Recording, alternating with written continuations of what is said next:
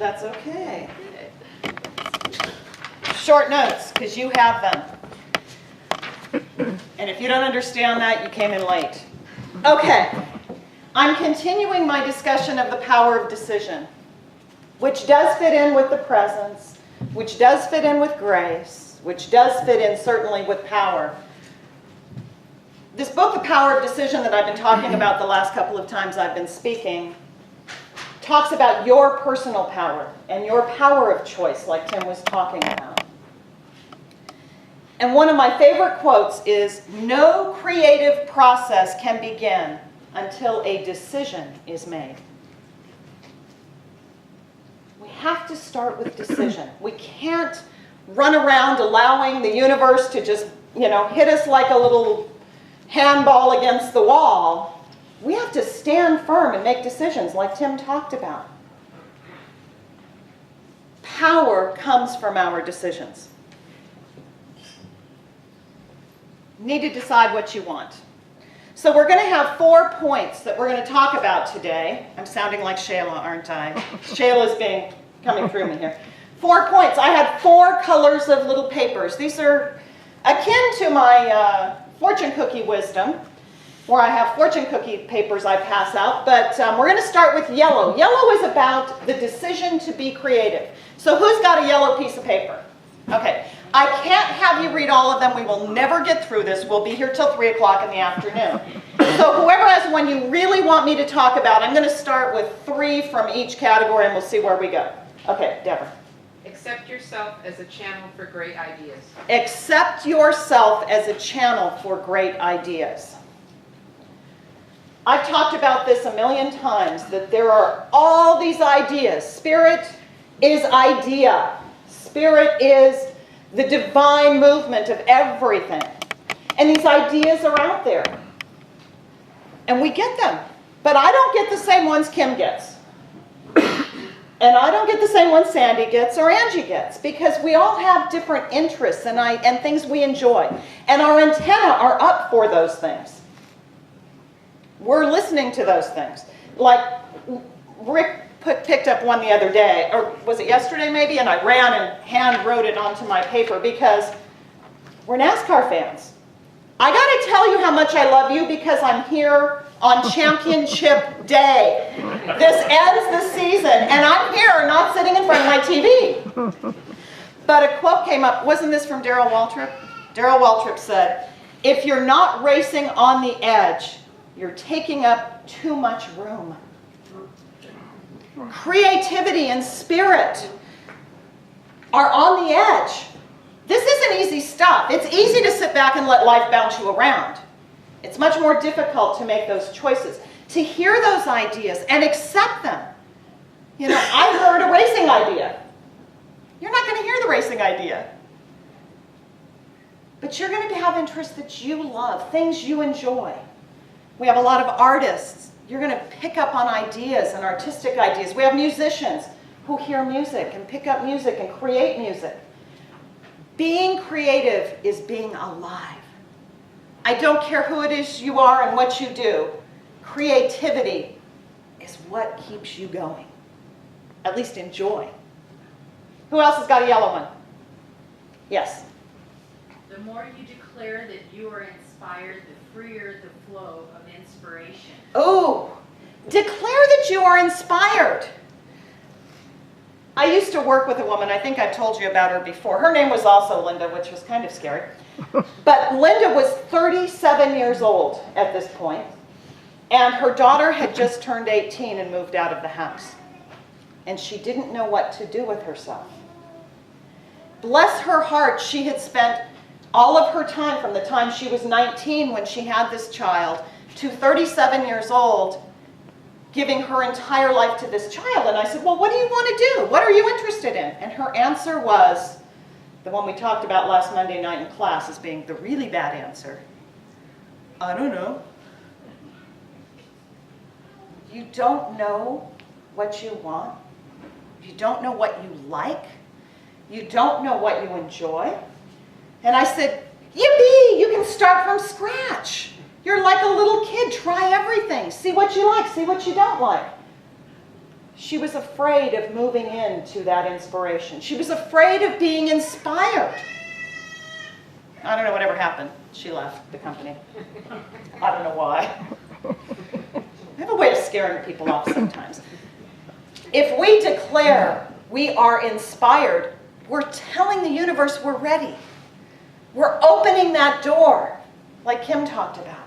We're opening ourselves to ideas and inspiration and more creativity. Who else has one? Vivian, I see you in the back. God never made a dull person. It made an average person. It never made an average person. I'm sorry, read that one again. God never made a dull person. It never made an average person. God never made a dull person, and God never made an average person. Each and every one of you is extraordinary. You are not average. You are not below average. You are not whatever you compare yourself to be to somebody else. You are an extraordinary being. And you are here on purpose. You are here with a divine light to share with the world. And your creativity is what allows that to shine. That one was quick. Let's go with the fourth. You had one, Jeannie. With expectancy, curiosity, inspiration, and decision, the open-minded man is invincible. Ooh, with expectancy, curiosity, Inspiration and inspiration and decision. and decision, the open-minded man is invincible. Are you invincible? Are you curious? Are you making decisions? Are you living in your full personal power? If you're living in your full personal power, you are invincible. I'm going to tell a quick story because I just think it's so much fun. House has been on the market for about 2 weeks. We had our first showing yesterday, just yesterday. Now, when I sold my house in the desert, I sold it in 2 weeks. So it wasn't going the way it normally goes. And I went, well, you know, it's winter and, you know, nobody has to move to Oakhurst. I mean, so I was kind of, you know, bouncing back and forth. Well, it's going to take longer than maybe we thought, because we were certain it was going to sell pretty quickly and this was going to happen fast. And, well, it might take a while. Not sure why. We get a phone call yesterday.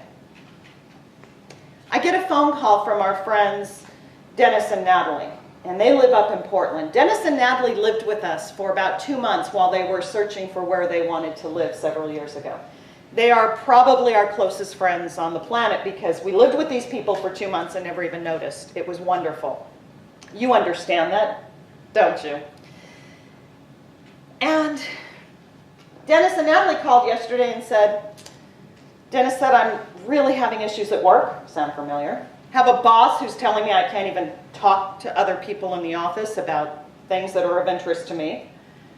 And I'm looking for work. And I've been applying for jobs in North Carolina. We went,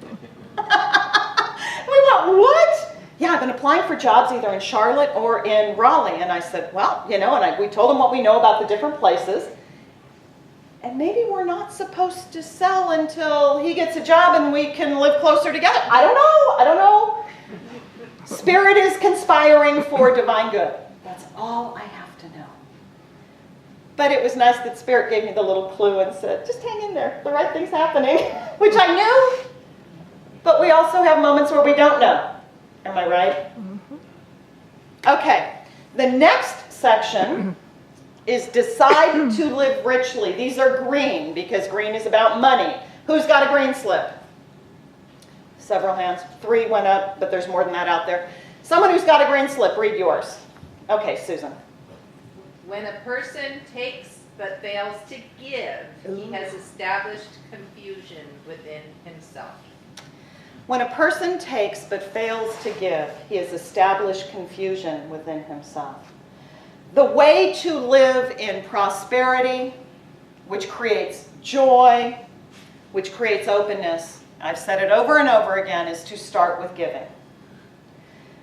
I can't tell you how many times I was down to $50 in my checking account and not knowing how I was going to pay the mortgage, but I gave that $50 to somebody else or something else. to know that I was standing in truth, not standing in fear or lack or limitation, standing in power. Decide to live richly rather than in fear. Decide to live in prosperity, no matter where you are financially. Decide that you are prosperous, and you will be prosperous. Let go of this fear of a fixed income. It's not working. It's holding you down. And the way we begin this is by telling the universe, I'm prosperous enough to share. I can give. If we're holding back, we're saying, I don't have enough. Start by giving. Who else has one? Yes. When we truly understand that money is God in action, we will naturally use money intelligently. Ooh. When we truly understand that money is God in action, we will, I got to get it right, Naturally use money intelligently. naturally use money intelligently. That's another fear people have, is I'm afraid I'm going to make the wrong choice. I'm going to make an investment that isn't going to work. I'm going to do this or do that, or spend money here when I shouldn't. And money is God in action. That's all it is. It is an energy form. And if you want energy, you give energy. You share energy. You don't hoard energy. You can't hoard energy, because what happens to energy that's hoarded? Dissipates. It's gone. Money needs to be action, moving constantly, always in action, always sharing. Who's got another one? There's some good green ones out there. Yes. Bring your best self to your life. Spirit gives everything. The divine knows no thrift. Oh, bring your best to life. Spirit knows everything, and God knows no thrift. Now, I love thrift stores as much as anybody else does, and they can be very fun. But I had a teacher years and years ago, Dr. Bill Tolliver, stood and said, if you're living in a thrift store consciousness, that's what you're always going to get. If you are one of those who is always shopping in the thrift stores, stop. You can do a little. Everybody wants a little because it's kind of fun. But we have to prove to ourselves that we are worth more. We have to tell the universe we deserve more. We deserve the best. Pick something you are going to go purchase and look in the best store first. Pick something out that's the ultimate. Rick purchased his FJ Cruiser. To him, that was the ultimate vehicle. He could have bought anything he wanted. He didn't pick the low-cost one. He picked the best he could find because that's what he wanted. That also tells the universe you're living richly. You're prosperous. You can afford to buy something nice. If you're always in a thrift store consciousness, you're telling the universe, that's all I can afford. That's all I deserve. That's all I'm worth. And that's not the truth about you. One more green. No more greens? Oh, one more green. Got to put your glasses on. Yeah. Spirit is not self-centered. The divine is not self-concerned, for the divine has nothing to fear. Ooh. Spirit is not self-centered. Spirit is not self-concerned, for the divine has nothing to fear. When we are holding back, we are in fear. Spirit is not in fear. Spirit gives all. Spirit all.